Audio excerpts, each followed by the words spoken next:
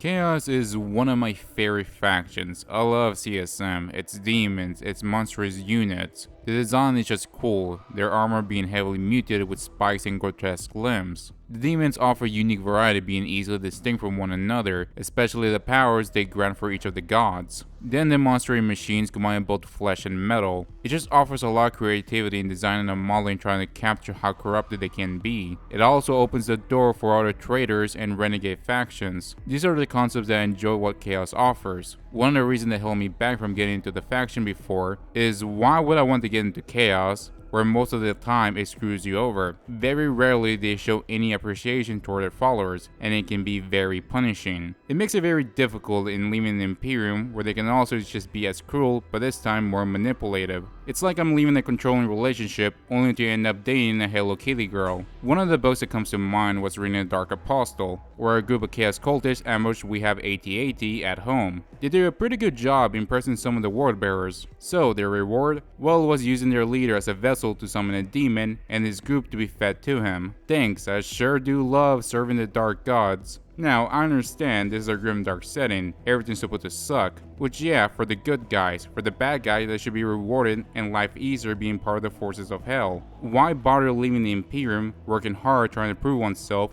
with the reward being a demon's lunch? I might as well waste away doing nothing on some backwater planet making bolter rounds. I only wish Chaos being more rewarding given a reason why I should fall for them, than being manipulated into the faction like most of the Primarchs. Speaking about them, they also represent another reason being a follower sucks, where they should strip away everything who you are. The four main Primarchs of Chaos are stripped away of character. Angron is just a mindless person being nothing more but a weapon. Fulgrim easily loses interest in a battle and goes off to do nothing of significance. Magnus is a crazed mania drunk on Tzeentch powers. Mortarion surprisingly still has free will, but it's Morty. He's not well like Primarch, he proves it with his brain being equally rotten as the Great Unclean One fat rolls. He just constantly makes poor decisions, making Grandpa Nurgle losing his patience with the guy. This problem I have with the Primarchs is that I wish their characters would continue to develop. Like I was genuinely curious what was going on with Angron's goo brain in his book, only for him to appear at the end. It's supposed to be an allegory about how chaos makes them lose who they are, but it's lame.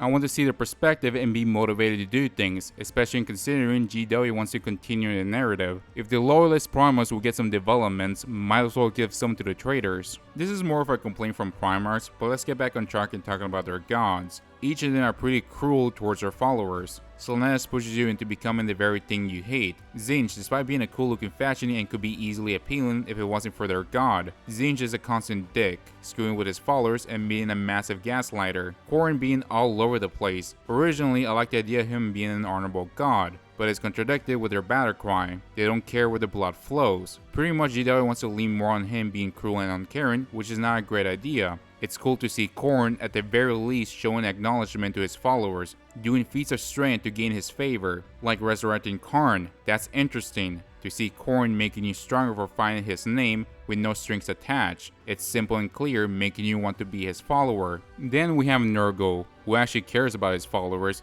taking away their pain and giving gifts that makes you be more mutated, but also more resilient. He's one of the gods I've come to appreciate over time. I now understand why people like Nurgle. He watches over you, grants immunity to diseases, it doesn't require you to be in constant war. You could just spend your time chilling, building a garden. He just genuinely likes his followers, as long as you don't piss him off like Mortarion did, ignoring his warnings, and trying to help him avoid embarrassing himself.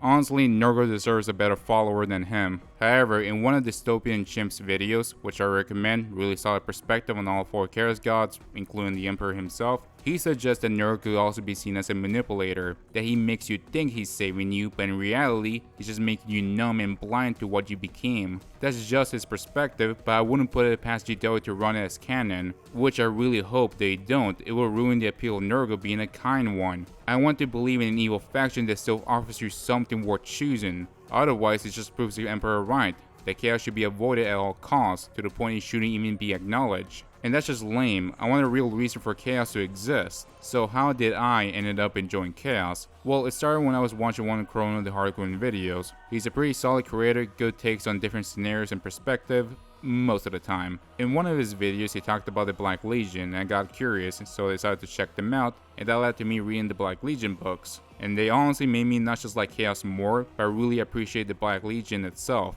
The way Chaos is shown in those books is different. Yes, you can lose yourself when using its powers, but you don't have to. The key is self-control. The book treats Chaos like a tool, something you can use and set down, instead of something that immediately consumes you. Sure, there are consequences like mutation or your armor fusing with your body, but your mind and will can stay intact. That's the version of Chaos I enjoy. The benefits outweigh the consequences. And speaking of the Black Legion, they're a pretty cool faction. They're tactical, militarized, and effective, especially when it comes using the forces of hell. They'll use any means necessary to win, including Xenotech. I do acknowledge though they don't perfectly represent Chaos as a whole, they're too organized. They give off similar vibes to Ultramarines that decided to join the evil side. If anyone should be the main Chaos Force boys, it should probably be the World Bearers. They're openly fanatic and devoted both in appearance and behavior. So enough complaining. What exactly do I want to see improved upon in Chaos? First, I want Chaos to be less punishing towards its followers. If someone does a good job, maybe reward them, make them be more powerful,